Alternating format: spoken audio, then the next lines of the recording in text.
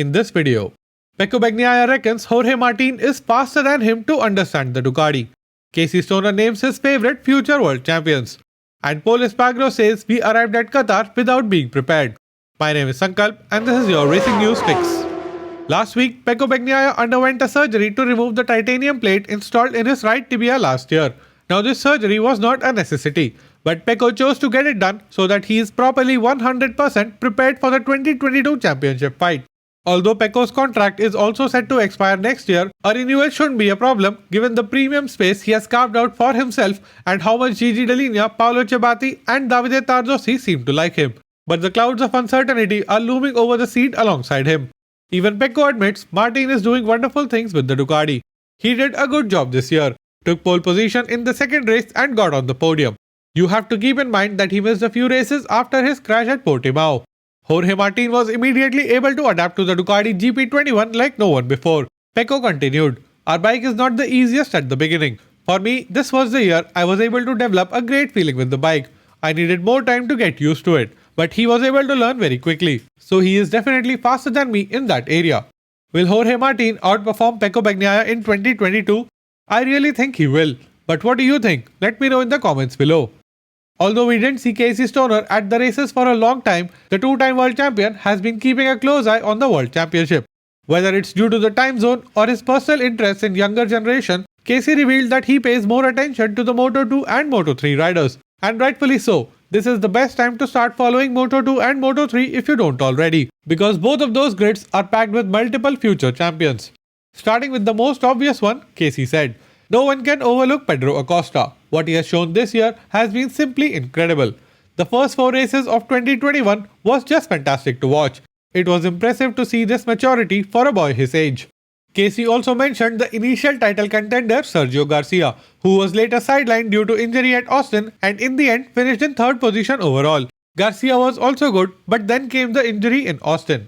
Speaking about his own experience, Casey said, "There are still some more riders who are fast that I haven't mentioned, but at the same time, just because you're fast in Moto3 doesn't mean you'll march through the next class.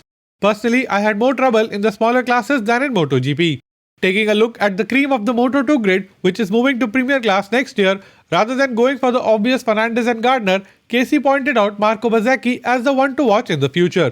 Of course, there's Raul Fernandez, also Remy Gardner has done a fantastic job this year. Basically, both were great. And Bezzecchi, I think he has a little extra that we may not have seen or not seen enough this year. Last year, however, I saw something in him. His racing lines were interesting, and he was doing some other things that no one else in the category was capable of. I'm excited to see what he can do in MotoGP with a bigger bike and more power." With all that being said, in the end, Casey played it safe by mentioning the unpredictable nature of the sport. But it is very difficult to predict the future. We see a lot of good young talent, but when they move up, they struggle with different aspects. It's a difficult world and the competition is tough. And after pulling off the most surprising switch in 2021, Pol Espargaro had the season to forget on the bike of his dreams. The RC213V already has the reputation of a career killer, and the fact that due to the ongoing pandemic, the pre-season was cut down to just 5 days, Pol was left to do all of his learnings and adaptations on race weekends. Reflecting on his first season with Repsol Honda, Pol started, "Basically, the experience in MotoGP is half of the way. It is super important, and especially when you are changing bikes. The level now in MotoGP is fantastic. It is super high. So you have no time to say that you are adapting or you have no time to test." Speaking about diving in the deep end, on the first day, Pol continued, "We went into the first race in Qatar with just a few laps in the Qatar test, so definitely I was not ready. Then I needed to discover how to ride the bike during the race weekends, which is very difficult because you have all the pressure, you want to perform well, you have crashes and you have no time to work on the bike. So Pol did what he could do, make the most of the in-season testing days." Pol continued, "So we needed to use a small test as a very important test for us. And through the year, especially from the middle of the year to the end, we really improved the bike. We really improved our setup and I started to feel much better on the bike. What was good in the end is that we ended with a pole position and a podium. We also fought for the top 5 positions in the last few races and that is something great." If you made it till here, let me know by giving this video a big thumbs up. To stay up to date on all things MotoGP, hit the subscribe button and don't forget the notification bell.